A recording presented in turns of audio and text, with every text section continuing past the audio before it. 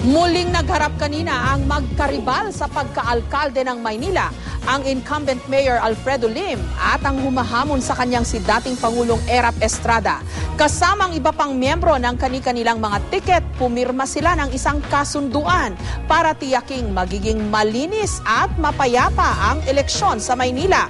May live report si Ruth Cabal. Ruth?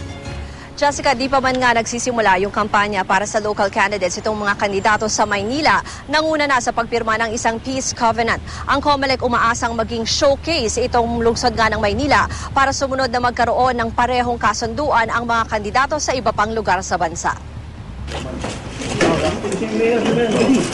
Ilang segundo lang nagkamayan si re-electionist Manila Mayor Alfredo Lim at kanyang makakatunggaling si dating Pangulong Joseph Estrada nang unang magkita sa headquarters ng Manila Police District kanina. Pero nang lumipat na sa venue ng pirmahan para sa Peace Covenant 2013, magaganda na ang ngiti ng dalawa nang mabuyo ng media na magkamayang muli. Kasama na nila ang kani-kanilang running mate si Vice Mayor Isko Moreno ng United Nationalist Alliance o UNA at Lou Veloso ng Liberal Party. Dumating din ang iba pang kandidato ng kanilang tiket.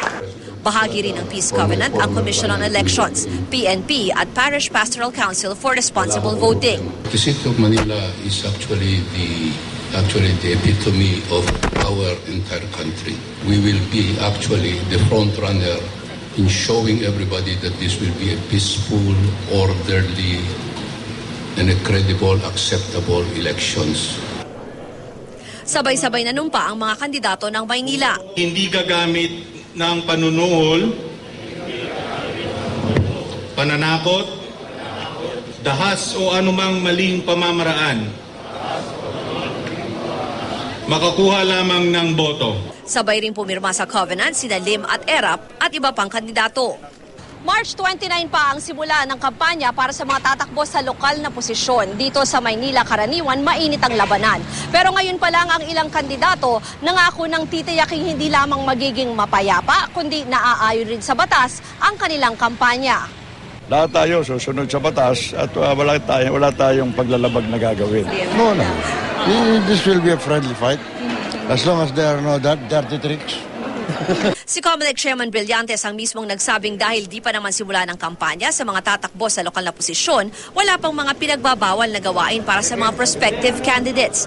Pero may paalala siya. While hindi pa bawal, pwede huwag lang natin abusuhin masyado. Paubayan na natin muna itong first 45 days sa mga national candidates. Jessica, mahigit 18,000 yung mga posts for local candidates sa buong bansa na tatakbuhan para sa eleksyon. Kaya umaasa ang COMELEC na malaking bagay daw para mapanatiling maging honest at maging credible nga itong elections kung magkakaroon din ng ganitong klase ng covenant sa iba pang lugar. Jessica. Ruth, ano ang mood at atmosphere nung nagkaharap itong naghahamunan sa pagka-mayor ng Manila? Jessica, nakita naman natin kanina na medyo civil naman sila. Although medyo nung start, medyo nagkaroon lang ng konting, kasi medyo matagal naghintay, halos 30 minutes naghintay para kaya dating Pangulong Estrada, yung mga ibang participants ng Covenant. Kaya medyo kahit papano medyo naging tense nung kakarating pa lamang ni dating Pangulong Estrada. Pero later on naman ay naging light na rin yung mood, lalo pa nga nung nabuyo silang magkamay at medyo umingiti na rin naman yung dalawang kandidato, Jessica. Okay, yung kanilang mga follower, kasi usually mga kandidato, cool no? Pero ang hot, yung mga kanilang mga amuyong.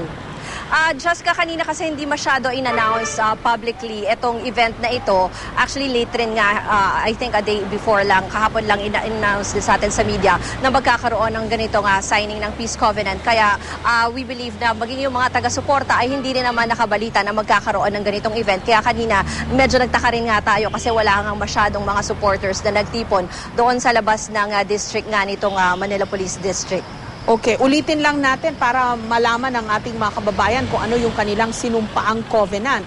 Bawal ang na-capture lang ng soundbites natin. Bawal ang manuhol sa mga botante, bawal ang paggamit ng dahas, karahasan. Ano pa?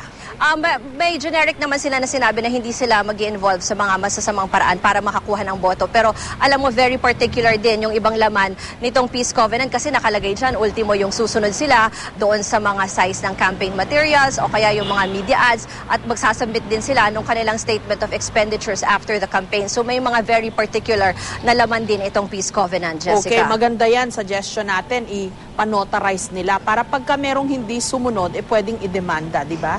Yun nga napansin natin sa ngayon, medyo yung dating lang ay hindi siya ganun ka-binding. Pero at least nagpakita yung mga kandidato, kaya kahit papano, nakita rin ng public na nag-commit sila sa ganyang klase ng covenant, Jessica. Okay, talagang tututukan ang eleksyon 2013 sa Maynila kung saan magtatapat si Dirty Harry at si Asyong Salonga. Maraming salamat, Ruth Cabal.